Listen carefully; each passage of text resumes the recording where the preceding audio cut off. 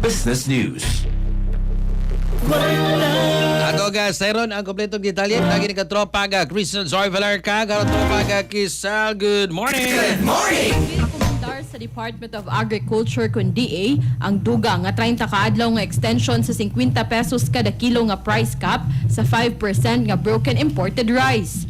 Mato ni Agriculture Assistant Secretary Willie Ann Angsi nga tumong sa DA nga mapadayon ang makatarungan ng presyo sa bugas ug sa samang higayon mahatagan og mas maayong oportunidad nga makakompetensya ang lokal nga produksyon sa bugas.